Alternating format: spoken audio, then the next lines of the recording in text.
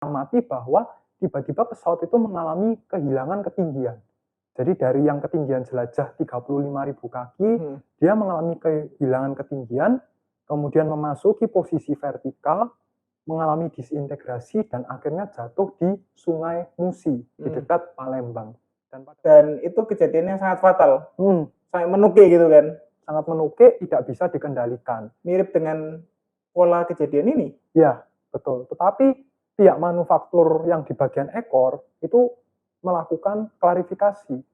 Mereka sudah belajar dari peristiwa lampau itu, sudah melakukan investigasi dan perbaikan. Nah, yang mengejutkan pihak investigator waktu itu, karena mereka putus asa, tidak menemukan skenario yang cocok. Mereka mencoba satu kasus lagi, dan ini sangat-sangat mengerikan. Apa itu? Bahwa skenario yang cocok dengan radar ATC itu adalah ketika pesawat ini didorong secara paksa. Maksudnya didorong secara paksa ini gimana? Benar-benar didorong. Oleh tenaga manusia, didorong dari ketinggian jelajah hingga ke bawah. Berarti harus ada tindakan secara sengaja yang melakukan itu? Itu yang mengerikan. Dan pada waktu itu tidak diketahui siapa yang melakukan itu. Oke. Mungkin kita bedah perlahan-lahan satu persatu ya. Jadi kenapa tim investigator bisa sampai keputusan itu? Mungkin pertama-tama mereka dengerin CVR dulu. Nah, di CVR ini kalau misalnya ada dugaan bahwa ada error atau ada short circuit konslet gitu ya. Itu biasanya ada bunyi klik. Karena ada circuit breaker-nya pop. Keluar ya, pop. Pada frekuensi tertentu ya. Jadi harusnya ada kedengaran klik gitu. Tapi ketika itu tidak terdengar apa-apa. Tidak terdengar klik lah at least. Jadi circuit breaker yang keluar untuk menghentikan konslet itu tidaklah mungkin. Karena tidak ada bunyi circuit breaker. Dan mereka kemudian membedah kembali bahwa ada kejadian di mana kapten ini meninggalkan kokpit sebelum CVR terputus circuit breakernya. Nah, ini membuat investigator berpikir-pikir tentu saja. Kapten ngapain keluar? Tapi keluar itu normal kan sebetulnya? Keluar itu lepas sabuk pengaman untuk ke toilet atau mengambil wajar-wajar saja kan. Nah, oleh karena itu mereka kan curiga. Mereka kemudian menginterview keluarganya masing-masing begitu. Betul. Dan hasil interviewnya seperti apa? Nah, jadi pada waktu itu ya kita lihat saja bahwa circuit breaker itu tidak mungkin diputus secara manual. Pasti harus ada seseorang yang mengerti tentang dunia penerbangan. Jadi dugaan tentang misalnya penumpang itu kemungkinannya kecil sekali. Karena di kokpit itu banyak sekali tombol dan mana circuit breaker yang untuk cockpit voice recorder dan flight data recorder itu sulit untuk ditemukan. Jadi otomatis pasti pilotnya. Salah satu dari pilot. Nah, itu yang mengerikan. Karena ada 2 pilot kan? Dan itu mengerikan ya bagi penumpang. Karena seorang pilot itu tanggung jawabnya adalah menerbangkan pesawat hingga ke tempat tujuan dengan selamat. Tapi kenapa di dalam kasus ini pilotnya bisa dicurigai? Atau bisa jadi ada pembajak? Nah, itu juga bisa. Pembajaknya mungkin paham pesawat? Bisa jadi. Tetapi, nah mulai dari bagian ini, di sini itu tidak ada bukti yang konkret dari pihak investigator. Tetapi kita mengatakan kepada para penonton dan pendengar di sini bahwa teori-teori ini adalah dugaan dari investigasi.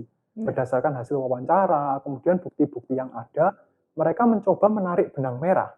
Tetapi perlu kita tekankan bahwa ini tergantung ke keyakinan kita masing-masing.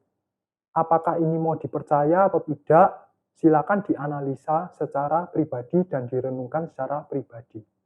Nah, setelah dilakukan interview dari kedua pilot, ini diketahui bahwa untuk first officer sendiri, ini adalah orang yang baik-baik saja. Jadi dia secara kondisi fisiknya bagus, karena masih muda ya, 23 tahun. Kemudian juga kondisi mentalnya sangat-sangat baik. Dia orang yang ramah, riang, begitu, dan keinginan untuk belajarnya itu tinggi. Bahwa dia itu masih punya cita-cita. Otomatis kalau orang punya cita-cita, itu kan punya motivasi. Nah, akhirnya dia tertarik untuk senantiasa belajar dan maju. Begitu. Dan dari situ mereka tahu bahwa tidak mungkin first officer-nya yang Oke. melakukan itu. Oke. Nah, berarti yang mungkin adalah kaptennya. Kaptennya. Betul. Jadi Nah. pada waktu itu ya, Hmm. dugaan investigator, kapten ini meninggalkan kokpit sebelum memutus circuit breaker CVR. Oke. Seperti itu. Jadi kapten meninggalkan kokpit terlebih dahulu, kemudian baru memutus. Ya. Karena posisi untuk memutus circuit breakernya ini posisinya di belakang kokpit, dekat pintu juga. Ya. Dan yang mencurigakan lagi adalah kapten ketika itu menyuruh first officer meninggalkan kokpit. Padahal first officer-nya enggak lagi ada kebutuhan apa-apa untuk keluar kokpit. Betul. Dan first officer ini akhirnya mungkin karena disuruh kapten dan merasa hormat gitu ya. Ya akhirnya ikut aja keluar, disuruh keluar ya ikut aja. Kaptennya sendirian di kokpit. Dan kapten sendirian di kokpit ini bisa jadi dia juga lah yang memutuskan untuk memutus circuit breaker FDR, flight data recorder ini. Yang kemudian menimbulkan master caution berbunyi. Betul. Nah, ini kenapa kok dia memutus FDR dan menyuruh first officer keluar? Karena ketika FDR ini circuit breaker-nya diputus, dia akan timbul namanya master caution. Aneh kan, ketika master caution berbunyi, di dalamnya masih ada first officer. Tentu first officer merasa, ini bahaya, aku harus menyelamatkan pesawat ini. Bisa jadi dia lebih kuat dari kaptennya juga. Benar. Akhirnya, dugaan investigator, kapten ini menyuruh first officer keluar dulu untuk menetralkan threat-nya ini yang menghalangi rencana dia. Nah, pada waktu itu juga kan berarti sudah jelas kapten ini melakukan bunuh diri. Tapi apa sih yang menyebabkan dia itu bunuh diri? Kita ingat bahwa ini tahunnya tahun 1997. Waktu itu peristiwa apa yang ada di Indonesia juga? Ada di seluruh Asia Tenggara ya ketika itu. Ada krisis moneter luar biasa yang ketika itu dimulai dari Thailand hingga akhirnya menyebar ke seluruh Asia Tenggara yang ketika itu juga melanda Singapura secara luar biasa besar. Dan kapten ketika itu, aku ingat dengan betul, kapten ini punya bagian besar hartanya itu di financial market, di pasar keuangan, sehingga tentu saja kehilangan uang material yang luar biasa banyaknya, begitu. Nah, karena kan namanya orang mengalami krisis moneter, dia pasti ada keluarga yang untuk dihidupi. Dirinya sendiri juga ada. Akhirnya apa? Dia melakukan investasi. Tetapi ketika investasi itu merugi, akhirnya dia itu kerugiannya makin lama makin besar. Bahkan investigator itu menduga bahwa kerugiannya bisa sampai US dollar 1,2 juta. Itu besar sekali ya. Dia sistemnya hutang seperti itu, dan pada waktu itu sekuritas yang tempat dia investasi itu, dia sampai kehilangan hak istimewanya di situ. Jadi dia udah nggak bisa berinvestasi lagi, tidak bisa terlibat di pasar keuangan, dan yang anehnya satu lagi. Apa itu? Pada seminggu sebelumnya itu, dia mengambil polis asuransi jiwa. Yang menyatakan bahwa ketika ada musibah seperti meninggal dunia ya, dia akan mendapatkan USD 600.000. Dan yang mengerikan lagi apa? Tanggal efektifnya ini berlaku mulai jatuhnya pesawat ini. Langsung dicairkan? Iya, seperti itu. Itu yang mengerikan di sini. Mengerikan sekali itu ya. Nah, motifnya sudah ada. Datanya sepertinya samar-samar ya, meskipun samar-samar, tapi sudah ada. Investigator tentu saja condong ke satu arah dong. Satu arah yang merupakan kapten adalah pembunuhnya. Pembunuh dari seluruh penumpang dan kru dalam pesawat tersebut. Namun tentu saja hal ini tidak bisa kita telan mentah-mentah ya, karena data-datanya itu tidak tersedia karena pesawatnya hancur kan. Pesawatnya hancur, dan motif yang dimiliki kapten ini selain kehilangan material yang sangat luar biasa besar, beliau juga kehilangan 4 rekannya ketika di Angkatan Udara Singapura. Jadi 18 tahun yang lalu, 18 tahun sebelum kejadian ini, pada tanggal yang sama ada suatu kejadian yang luar biasa hebat, di mana kapten ini kehilangan 4 orang rekannya yang mungkin kalau di Angkatan Udara, di tentara begitu ya, mereka kan sudah sangat komrad, sudah Betul. sangat dekat, dan bisa jadi dia kehilangan teman-teman terdekatnya sehingga akhirnya secara jiwa sempat terganggu ketika itu. Dan mungkin karena mengingat bahwa apakah ini saatnya sang kapten untuk meneruskan mereka ke alam baka. Mungkin kapten berpikir seperti itu sehingga akhirnya menjalankan niat buruknya ini. Nah, akhirnya sang kapten ini diduga menjalankan tindakan ini pada tanggal itu. Dan ditambah lagi kapten ini memiliki konflik dengan first officer begitu. First officernya yang terbang dengan dia pada hari itu. Jadi waktu itu kapten ini terkenal ya melakukan manuver yang berbahaya. Dia kalau mendarat itu seringkali melakukan dengan kecepatan tinggi dan menyebabkan banyak penumpang itu tidak suka. Gitu.